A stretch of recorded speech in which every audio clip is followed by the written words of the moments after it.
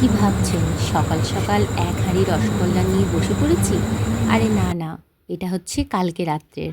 আমার বাবা মা এসেছিল আর আমি রসগোল্লা খেতে খুব ভালোবাসি, বিশেষ করে গরম রসগোল্লা। কিন্তু গরমটা পাইনি, কিন্তু কি জানেন তো, বাড়িতে আনার পর আমি গরম করেছিলাম গ্যাসেতে। যদিও মাইক্রোওভেনটা ঢোকানো ছিল ভেতরে, মাইক্রোওভেনে করিনি। মাইক্রোওভেনে করলে কিন্তু আরও ভালো হতো, কিন্তু গ্যাসেতেও খুব একটা খারাপ লাগছিল না। আর এদিকে আমি তড়কা বানাচ্ছি, নিরামিষ তড়কা, যদিও কিছু করার নেই। আর এখন রাত্রির ডিনারে আমি নিয়ে বসেছি শসা তড়কা আর সাথে একটা গরমাগরম রসগোল্লা। মিষ্টি খাওয়া আমার বেশি চলে না, কারণ ডাক্তারে বারণ করেছে, কারণ আমার হাই কোলেস্টেরল আছে। তাই জন্য আমার বেশি মিষ্টি খাওয়া চলে না। কিন্তু বলুন তো, সব সময় কি আর অত মেনে থাকা যায়? মাঝে সাঝে তো একটু আধটু খেতে মন যায় নাকি? কিন্তু মাঝে সাঝে যখন খাই, সেটাও আবার বরকে লুকিয়ে লুকিয়ে খেতে হয়। কি আর করা যাবে, কিছু করার নেই। বর যখন ডাক্তার দেখানো ওষুধের খরচা দেয়, তখন তো ওর কথা শুনতেই হবে, তাই না? না, না, মজা করলাম। ও আমার শরীরের জন্যই আমাকে সাবধান করে যে বেশি খেও না। কারণ আমি খেলে তো আর ওর কিছু ক্ষতি হচ্ছে না, ক্ষতিটা হচ্ছে আমার। আর এখন দেখো, সকাল সকাল গরমাগরম চা নিয়ে বসে পড়েছি, একদম কাপ থেকে ধোঁয়া বেরোচ্ছে। তো সকালবেলায় ফ্রেশ ফ্রেশ হয়ে ছেলেকে স্কুল পাঠানোর পর রুটি তরকারি আর ১ কাপ গরম গরম দুধ চা নিয়ে বসেছি। জানো তো, দুধ চাও আমার খুব একটা খাওয়া চলে না, কিন্তু কি বলো তো, মাঝে সাঝে তো খেতে মন যায় বলো। কারণ আমি সকালবেলায় খাই গ্রিন টি, মানে একদম চিনি ছাড়া, আর সন্ধেবেলাতেও তাই। তাই মাঝখানে একবার সামান্য একটু দুধ চা খেলে মুডটাই যেন অন্যরকম হয়ে যায়, আর বেশ কাজেতে এনার্জি লাগে। তারপর আবার এই পুজোর সময় ঘর ঝাড়াঝুড়ির কাজ তো আছেই। আজকে আমি আমাদের যে টিভির ঘরটা, সেটা একটু ঝাড়পোছ করব, আর তোমাদেরকেও সাথে নেব। না না, তোমাদেরকে কাজ করতে বলছি না, তোমরা প্লিজ ব্লগটা দেখো কেমন লাগছে। কারণ এখন ভাবছি প্রত্যেক দিন ডেইলি আমি যে যে কাজগুলো করব, সেই ভ্লগগুলো তোমাদেরকে দেখাবো। মানে আমার দৈনন্দিন জীবনে কি কি কাজ করছি, সেই ভ্লগগুলো। যদিও আমি কোনো সেলিব্রিটি নই যে আমার ভ্লগ তোমরা দেখবে কেন, কিন্তু কি বলো তো, সবাই তো এখন ভিডিও বানাচ্ছে, তাই আমারও মন যায় যে আমার যতজন বন্ধু আছে তাদের সাথে আমার সংসারের কাজগুলো শেয়ার করি। এখন দেখো, এই ঘরটাতে আমার একটা বাতিক আছে, কি বলো তো, যে এধারকার জিনিস ওধারে করা, ওধারকার জিনিস এধারে করা।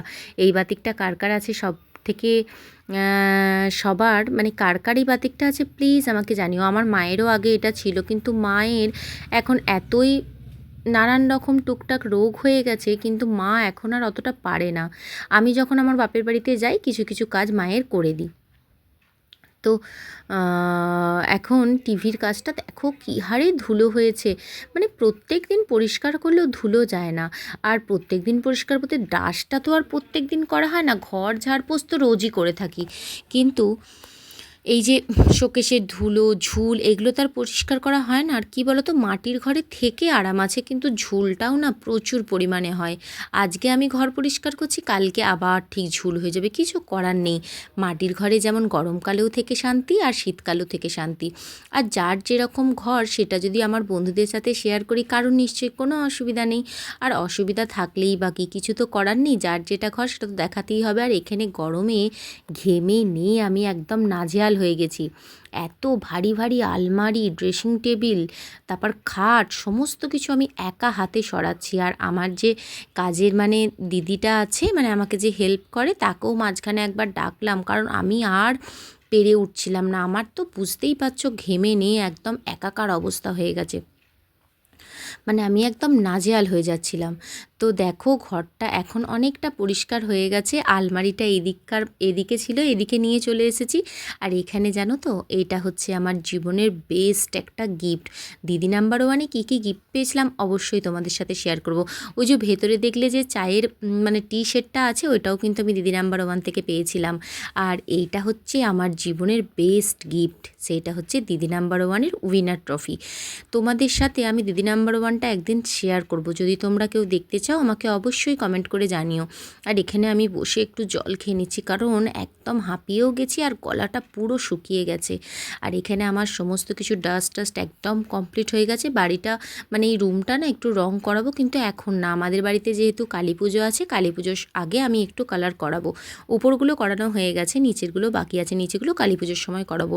এখন ডাস্টটা করে নিচ্ছি, কালী পুজোর সময় যদি রংটা করে আর একবার ভালোভাবে পরিষ্কার হয়ে যাবে। তো এখানে আমার পোছাপুছি একদম রেডি, টিভির সমস্ত কিছু ভালোভাবে পুছে নিয়েছি। আর এখানে এবারে সমস্ত কিছু শোকেসের সামনে সুন্দর করে যে জিনিসগুলো আমার ছিল সেগুলো আমি সাজিয়ে রাখবো। আমার না ঘর গুছিয়ে টুছিয়ে রাখতে খুব ভাল লাগে। আর এটা কোন মেয়ের না ভালো লাগে বলো? সবারই মনে হয় যে নিজের ঘরটাকে একটু সুন্দর করে সাজিয়ে তুলবো। যার যেমনই ঘর হোক না কেন তার নিজস্ব জিনিসগুলো দিয়ে সুন্দর করে ঘরটাকে সাজিয়ে তোলা। এই ট্রফিটা আমার ছেলে পেয়েছিল ওদের অ্যানুয়াল স্পোর্টসে। ওই একটা ওই তোমার ওই বস্তা দৌড় আছে না, মানে বস্তার ভেতরে পাটাকে করে একটা দৌড় হয়, বস্তার ভেতরে পা ঢুকে ধরিয়ে লাফিয়ে লাফিয়ে যেতে হয়, সেই দৌড়টাতেও পেয়েছিল।